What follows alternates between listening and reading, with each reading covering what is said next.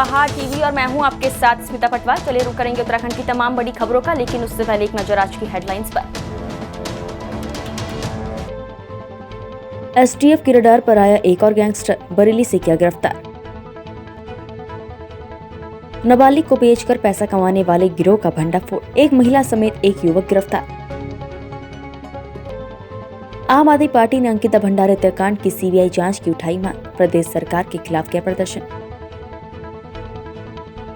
भगवानपुर में दिन दहाड़े लूट की वारदात, कंपनी के कर्मचारी को चाकू मार लूटी रकम। ट्यूशन से बचने के लिए बच्चे ने बनाई किडनैपिंग की झूठी कहानी, पुलिस ने किया खुलासा। एसटीएफ के रडार पर एक और गैंगस्टर आया है, जिसे बरेली से गिरफ्तार किया गया है।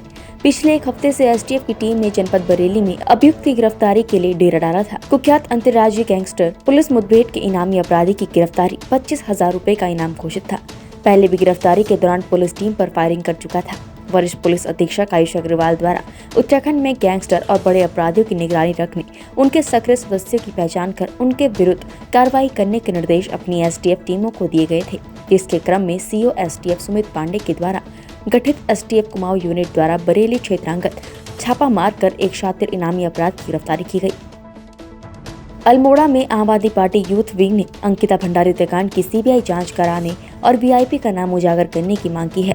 आम आदमी पार्टी यूथ विंग जिला अध्यक्ष अल्मोड़ा दानिश कुरैशी के नेतृत्व में आप कार्यकर्ता ने अंकिता भंडारी हत्याकांड मामले की सीबीआई जांच, वीआईपी का नाम उजागर करने की मांग की। कार्यकर्ताओं ने अल्मोड़ा गांधी पार्क में प्रदर्शन किया। जल्द मांग पूरी न होने पर सड़कों में उतरकर आंदोलन करने की चेतावनी दी। ये अंकिता हत्याकांड को 3 माह का समय होने वाला है, लेकिन अभी तक ना ही तो सीबीआई जांच हुई और ना ही उस वीआईपी व्यक्ति का नाम उजागर हुआ, जिसकी वजह से हमारी बहन अंकिता भंडारी ने अपनी जान गंवाई है। आम आदमी पार्टी इस मुद्दे पर लगातार आवाज़ उठाती आ रही है, लेकिन राज्य सरकार के कानों पर अभी तक जू तक नहीं रही। ये चूड़ियाँ हमारी इन बहनों की तरफ से राज्य सरकार एवं उत्तराखंड के उन तमाम जनप्रतिनिधियों के लिए है जो अंकिता मामले पर चुप्पी साधे हुए हैं। माननीय मुख्यमंत्री जी, एक बात कान खोल कर सुन लीजिए, अगर इस मामले पर आपने सीबीआई जांच नहीं कराई, उस वीआईपी व्यक्ति का नाम उजागर नहीं किया गया जिसकी वजह से हमारी बहन को अपनी जान गंवानी पड़ी थी, तो आम आदमी पार्टी लगातार इस मामले पर धरना प्रदर्शन करती रहेगी। धन्यवाद। प्रदेश भर में लगातार बढ़ती सड़क दुर्घटनाओं पर लगाम लगाने और यातायात के नियमों का पालन कराए जाने को लेकर सड़क सुरक्षा सप्ताह मनाया जा रहा है। इसी क्रम में खटीमा तहसील परिसर में भी एसडीएम रविंद्र बिष्ट के द्वारा सभी तहसील कर्मियों को यातायात के नियमों का पालन किए जाने की शपथ दिलाई गई। इस अवसर पर खटीमा तहसीलदार शुभांगनी सहित समस्त तहसील कर्मी मौजूद रहे, जिन्होंने यातायात के नियमों का 100% पालन किए जाने की शपथ के साथ ही अन्य लोगों को भी यातायात नियमों का पालन कराए जाने के लिए जागरूक करने का संकल्प लिया। जो इस बार चल रहा है अभी हमारे यहाँ पर, उसमें मैं सब लोगों को जागरूक किया कि यातायात के नियमों का पालन करेंगे और सड़क से जो दुर्घटनाएं होती हैं उसको कैसे कमी लाई जाए। इसमें इसी के क्रम में हमने आज यहाँ पर सारे तहसील कर्मचारियों द्वारा शपथ ली गई है कि हम साथ यातायात के नियमों का पालन करेंगे। 2 पहिया वाहन चलाते हुए हेलमेट का उपयोग करेंगे और कार वगैरह चलाएँगे तो सीट बेल्ट का उपयोग करेंगे तथा बिना शराब पीकर गाड़ी का वाहन का संचालन नहीं करेंगे। तो ये सब हम आशा करते हैं कि सभी लोग को ये मैसेज जाए और जो सड़क में दुर्घटनाएं थी जिसमें लोगों की जान जाती है कम से कम। सर, प्रशासन द्वारा समय समय पर जागरूक अभियान भी चलाया जाएगा सर? बिल्कुल, जागरूकता अभियान अभी चल भी रहा है और हम कई जो इनका क्या बोलते हैं अनुपालन नहीं कर रहे हैं, जो उल्लंघन कर रहे हैं सड़क नियमों का, यातायात के नियमों का, तो उसके खिलाफ हम कार्रवाई चलाने का भी कर रहे हैं। गरुड़ क्षेत्र के सीमार में स्थित जवाहर नवोदय विद्यालय के 72 छात्र छात्राएं एक साथ ही पेट दर्द की शिकायत से बीमार पड़ गए, जिससे कि विद्यालय प्रशासन के हाथ पांव फूल गए। आनंद फानन में विद्यालय प्रशासन द्वारा बच्चों को सामुदायिक स्वास्थ्य केंद्र बैजनाथ लाया गया, जहां पर बच्चों की प्रारंभिक जांच कर दवा इत्यादि दी गई। वहीं इस घटना के बाद सीएमओ बागेश्वर सुनीता टंटा जवाहर नवोदय विद्यालय सीमार पहुंची और उनके द्वारा सभी बच्चों का हालचाल जाना गया। सीएमओ ने बताया कि बच्चों का परीक्षण करने पर उनमें डायरिया और लूज मोशन की शिकायत पाई गई। आज मैं भी यहाँ विजिट करने आई हूँ जवाहर नवोदय विद्यालय सीमार में। तो मैंने देखा कि कल जैसे इन्होंने बताया था कि 72 बच्चों को डायरिया हल्का फुल्का मतलब माइल्ड टू मॉडरेट डायरिया इनको था, लूज मोशन, और 12 बच्चों को बुखार की शिकायत थी। तो फिर आज हम लोगों ने पानी का भी हमने सैम्पलिंग के लिए भिजवाया है कि भाई इतना कहीं कॉमन सोर्स ना हो कोई पानी या खाने की वजह से क्योंकि लगा 72 बच्चे एक साथ डायरिया होना मतलब थोड़ा डाउटफुल लग रहा है कि कहीं पानी या खाने में कुछ गड़बड़ी ना हो। तो इसके लिए भी मैंने सैम्पलिंग भिजवा दिए हैं और मेरी हेल्थ टीम यहाँ लगातार ही कल से बनी हुई है। कल भी आई थी और आज भी आई है, लगातार 2-3 दिन रहेगी। और ज़्यादा नहीं, 4-5 बच्चे थोड़ा सा उनको डायरिया की ज़्यादा शिकायत थी तो उनको हमने एडमिट करा है। एक बच्चा हमने यहाँ भी अभी एडमिट करा है, उसको डिप लग रही है और इन्वेस्टिगेशन के लिए हमने भिजवा दिया है। और एक बच्चे को टाइफाइड भी आया है इसमें। अभी और बच्चों के सैम्पलिंग भी मैंने भिजवाए हैं, देखती हूँ कि क्या उसमें रिपोर्ट आती है। और ऐसे कोई ज़्यादा सीरियस मामला नहीं है, बच्चे अभी कंट्रोल में ही हैं और लगातार मेरी टीम अभी आएगी और सुपरविजन में भी है और मेडिसिन उनको चल रही है।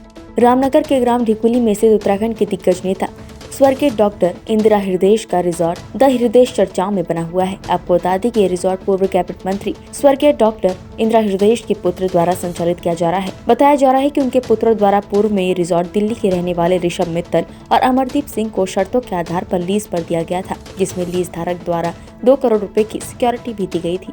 लीज धारक का आरोप है कि वर्तमान में उसका रिजॉर्ट पर कब्जा है। वहीं उसने बताया कि पूर्व में रिजॉर्ट उनके द्वारा सौरभ हृदयेश से लीज पर लिया गया था और बाद में सौरभ हृदयेश, संजीव हृदयेश और सुमित हृदयेश के बीच में पारिवारिक विवाद के चलते ये रिजॉर्ट संजीव हृदयेश के हिस्से में आ गया। उसका आरोप है कि अब मालिक द्वारा उसका उत्पीड़न कर उसे धमकियां दी जा रही है। उसने बताया कि उसने ये रिजॉर्ट 30 साल के लिए लीज पर लिया है और उसे अभी केवल 14 महीने ही हुए हैं।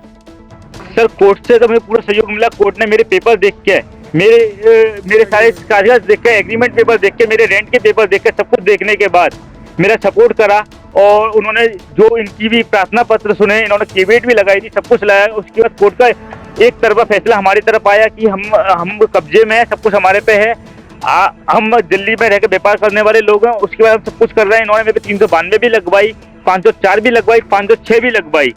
और वो पुलिस इतनी इन्फ्लुएंस में, क्योंकि इनके एक भाई विधायक हैं और उनके इन्फ्लुएंस में बहुत ज़्यादा, ये हर बार उनका नाम का बहाना लेके, मुझे नहीं पता वो इनके सपोर्ट में है कि नहीं है, पर वो इनके नाम का बहाना लेके, विक्रम आनंद नाम का बंदा इनके नाम का बहाना लेके हमें टॉर्चर करता आ रहा है, परेशान करता आ रहा है कि हम विधायक के परिवार से हैं, मंत्री के परिवार से, हम कुछ भी कर सकते हैं, हमें कटवा सकते हैं, गोली मार सकते हैं। उन्होंने एक प्रूफ भी कर दिया कि मेरे 392 लगवा के मैं 2 करोड़ रुपये सिक्योरिटी लेकर बैठा हुआ हूँ, 2 करोड़ रुपये सामान लगा के बैठा हूँ। मैं उसके बाद 5.5 लाख रुपये की अपने होटल में लूट करूँगा सर।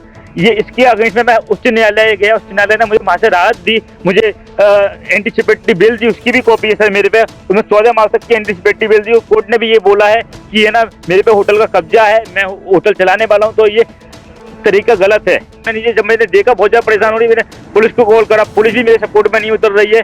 इनके इतने इन्फ्लुएंस में बस मैं मीडिया का आभार मानता हूँ कि मीडिया मेरे सपोर्ट में खड़ी हुई है अभी भी। जी, विवाद इस प्रकार का है, इनके हमने बड़े भाई से संजीव जी से ये रिजॉर्ट लिया था, उनके साथ हमने लीगल एग्रीमेंट किया, 2 करोड़ रुपए सिक्योरिटी हमने इनको दी, 22 लाख रुपए किराया तय हुआ था।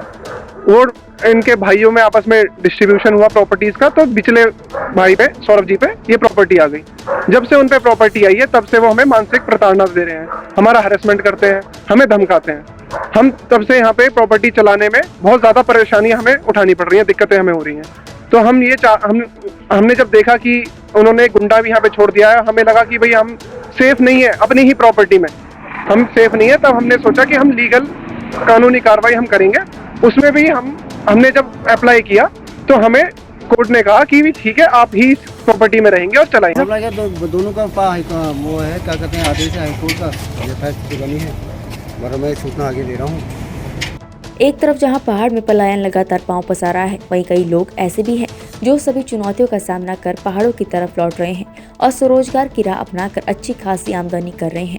गरुड़ क्षेत्र के अणा निवासी काश्तकार अनिल पांडे ने भी स्वरोजगार की राह अपनाई, जो कि प्रतिष्ठित MNC कंपनी में लाखों की नौकरी छोड़कर पहाड़ लौटे और स्वरोजगार की राह अपनाई। पेशे से मैकेनिकल इंजीनियर अनिल पांडे ने कहा कि वर्तमान में युवा पीढ़ी लगातार पहाड़ों से पलायन कर देश विदेश में नौकरी करने को मजबूर है, जबकि पहाड़ में ऐसे कई संसाधन हैं जिनके बलबूते एक अच्छी खासी आमदनी यहाँ पर रहकर की जा सकती है।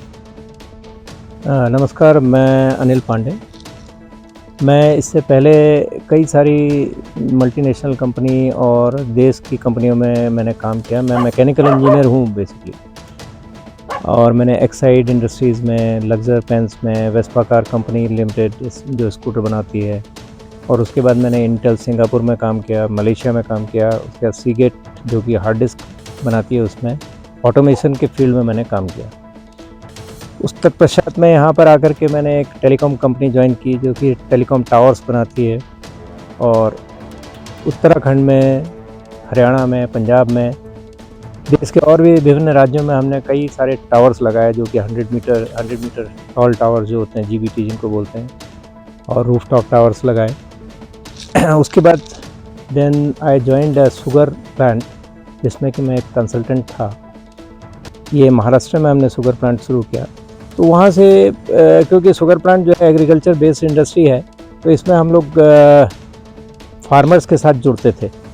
फार्मर्स को हमने अपने साथ जोड़ा, उनको गन्ना प्रोडक्शन, गन्ना उत्पादन के लिए प्रोत्साहित किया, क्योंकि वो जिस एरिया में वो फैक्ट्री खुली है वो लगभग एक पठार है जहाँ पर कि वर्षा भी बहुत कम होती है। उत्तराखंड जल विद्युत निगम के वीरभद्र चिला बैराज की शक्ति नहर में कई लोग अपनी जान गंवा चुके हैं। नहर की गहराई इतनी है कि नहर में गिरने के बाद नहर से बाहर निकलना मुश्किल हो जाता है। वहीं विभाग द्वारा नहर की पटरी और ढलान पर जमी घास को साफ करने के लिए ठेकेदार को काम सौंपा गया है। ठेकेदार द्वारा मौके पर काम करने वाले मजदूरों को सुरक्षा उपकरण तक नहीं दिए गए, जिससे मजदूर जान हथेली पर रखकर गहरी शक्ति नहर की पटरी पर काम करने को मजबूर हैं। मौके पर काम करने वाले मजदूरों ने बताया कि नहर की पटरी पर घास सफाई करने के लिए भाजपा के कार्यकर्ता को नहर की पटरी और ढलान पर घास सफाई का ठेका दिया गया है। वहीं ठेकेदार ने स्वयं काम न करवाकर अपनी ओर से ठेकेदार को काम सौंपा गया है, जो मजदूरों की जान से खेलने से बाज नहीं आ रहा है। रुद्रप्रयाग जिले की बड़मा और सिलगढ़ पट्टी को जोड़ने वाले सिल्ली चाका 90 मीटर मोटर पुल निर्माण की वित्तीय स्वीकृति मिलने पर क्षेत्रीय जनता ने विधायक भरत सिंह चौधरी का आभार व्यक्त कर उनके कार्यालय पर पहुंचकर फूलमाला पहनाकर उनका धन्यवाद जताया। ग्रामीणों ने कहा कि मोटर पुल निर्माण की मांग को लेकर ग्रामीण जनता 3 दशक से संघर्ष कर रही थी। अब जाकर ग्रामीणों की मांग पूरी हो पाई है, जिससे क्षेत्र की जनता में खुशी का माहौल है। मैं ग्राम सभा चाका हूँ। हम तो बहुत पहले दिन से पुल जरूरत है। हमारे मतलब मकान पर और दूर ना सबकी गाड़ियाँ हैं, वो नीचे जब आप है ना तो सो पर आप है हमारी गाड़ी पार सड़क मशीन खड़ी है, इसलिए हम तो यहाँ ये वजह से हम तो पुल जाना वो चला आए गाड़ी पुल। हम तो बहुत खुश है आज हम यहाँ हमारे गाड़ी पुल मंजूर हुई, और तन भी मैं बोगने स्टेज पर छूँ पर वही सब मेरे घर तो राखी मेरा पास बोगने में भी गए पर गाड़ी आनी तो मुझे बहुत अब हमारे गाँव में कोई भी घास को अच्छी बात है। पुल की स्वीकृति हुई है जो कि हमारे 2 पट्टे को जो बड़मा पट्टी सिल्ली से बड़मा पट्टी का। कितना अगर मोटर पुल नहीं बनता है कितनी दिक्कत होती है आप लोगों को? बहुत दिक्कतें होती हैं, हमको सामान ढूंढना पड़ता है, दिल्ली से ऊपर जाना था 2-2 किलोमीटर, बच्चों को भी दिक्कतें आती है स्कूल जाने में। कितना किलोमीटर पैदल चलना पड़ता है या मोटर मार्ग जाना पड़ता है? पैदल जाना पड़ता है। कितना पैदल जाना पड़ता है? 1.5-2 किलोमीटर बिना मोटर पुल के। कितनी खुशी है आप लोगों में? हमें बहुत खुशी है, हमारी समस्त जनता को हर्ष। हम चागा ग्राम सभा बेटी बहुत परेशान थे और चौधरी जी हम तो पुल दिए थे, हम बेटी की समस्या सॉल्व करी। लगभग हमारे शादी में यहाँ 30 साल वाला और हम तवार बटी ने सिलेंडर बोकी थोड़ा बोकी परेशान हो गई था। अब तो सिटोड़ो भी नहीं छो, अब हमने पाली में दियों बैठा जरा पर परेशानी बच्चों स्कूल भी छे, और अब बीमारी वाला आदमी भी तनी बीमार आदमी एज भी नहीं सकना, हम भी अब बुढ़े हम भी नहीं सकना एज तने, और बहुत समस्या हम तो होनी चाहिए। और बहुत बहुत धन्यवाद हम चौधरी जी देना चाहिए कि जो हमारी समस्या मतलब बरसों पुरानी समस्या सॉल्व करी, तो बहुत बहुत धन्यवाद। विनीता देवी भंडारी, और हमारे बच्चों को बहुत दिक्कत हो रही है स्कूल जाने में, और सुबह उठने पड़ रहा है और कभी लेट भी हो जाते हैं, और बच्चों को बहुत दिक्कत है। हमें कोई बच्चे कितना किलोमीटर पैदल चल के जाते हैं? 1 किलोमीटर से ज़्यादा चलते हैं बच्चे। हाँ, अब छोटे बच्चों को सुबह उठना पड़ता है, फिर सर्दी में आजकल। हाँ, हमें रोड जल्दी से जल्दी।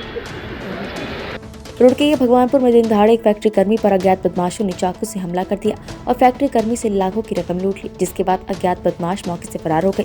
सूचना पर पहुंची पुलिस बदमाशों की तलाश कर रही है। वहीं दिन दहाड़े हुई इस वारदात से आसपास क्षेत्र में हड़कंप मचा हुआ है। जानकारी के अनुसार भगवानपुर थाने के निकट दिन दहाड़े बेखौफ बदमाशों ने कंपनी के कर्मचारी पर चाकू से हमला कर दिया, साथ ही कर्मचारी से लाखों रुपए की रकम लूट ली। नाबालिग को बहला फुसलाकर भगा ले जाने और शादी के लिए महंगी कीमत पर पैसे कमाने वाले गिरोह का काशीपुर कुंडा थाना पुलिस ने भंडाफोड़ करते हुए एक महिला समेत एक युवक को गिरफ्तार किया है, जबकि गिरोह से जुड़े कुछ लोग अभी फरार हैं, जिनकी गिरफ्तारी के लिए भी पुलिस ने टीमें लगा दी हैं। पत्रकार वार्ता कर पूरे मामले का खुलासा एसपी काशीपुर ने किया। नगर पंचायत अधिकारियों ने व्यापारियों के साथ बैठक कर पॉलिथीन इस्तेमाल न करने, साफ सफाई पर विशेष ध्यान के लिए जागरूक किया गया। शुक्रवार को लंडोरा नगर पंचायत ईओ सुरेंद्र कुमार ने व्यापारियों के साथ बैठक की। इस दौरान पॉलिथीन से होने वाले नुकसान के बारे में विस्तार से बताया गया। ये साफ सफाई को लेकर यहाँ पे जो है पॉलिथीन को लेकर और भाई कचरा जो लोग बाहर फेंकते हैं, इधर उधर नालियों में डालते हैं, उसके लेकर व्यापारियों को दिशा निर्देश दिए गए कि साफ सफाई का ध्यान रखें। ये हमारा हर एक व्यक्ति का फर्ज है। साफ सफाई आधा ईमान है और हम गंदगी से बचे और साफ सफाई रख के स्वच्छ रहेंगे, बीमार भी कम होंगे। और ये जो पॉलिथीन है, इससे भी मैं खुद व्यापारी हूँ, दुकानदार हूँ, हम खुद परेशान है। ग्राहक हमसे एक की जगह दो पन्नी मांगते, पॉलिथीन मांगते, लेकिन हम इसे रखना नहीं चाहते। मजबूरी में क्या करें। हम चाहते हैं कि ये पीछे से ही इनकी फैक्ट्रियाँ बंद हो, इनके सेल्समैन जो भी है ये यहाँ तक इनका ट्रांसपोर्ट ही बंद हो, तब जाके ये जो है ना पर्यावरण प्रदूषित होने से बचेगा, स्वच्छ रहेगा। नहीं तो अन्यथा ये पॉलिथीन तो हमारे खेतों में, खलिहानों में, नालियों में हर जगह नुकसान दे रही है हमें। बैठक का मेन कारण तो यह है कि हमारे हाई कोर्ट में एक रिट चल रही है जितेंद्र यादव बनाम उत्तराखंड सरकार और यूनियन। तो उसमें हर नगर निकाय पार्टी है, उसमें सचिव और डीएम पार्टी है। तो उसमें सचिव साहब ने कहा कि आप, मुझे ये लगा है कि हम अभी जनता जागरूक नहीं है पॉलीथीन के बारे में और सॉलिड वेस्ट मैनेजमेंट 2016 के बारे में। तो इसके बारे में आपको जनता को जागरूक करना है। तो इसके जागरूक करने के लिए हमने ये गोष्ठी रखी गई।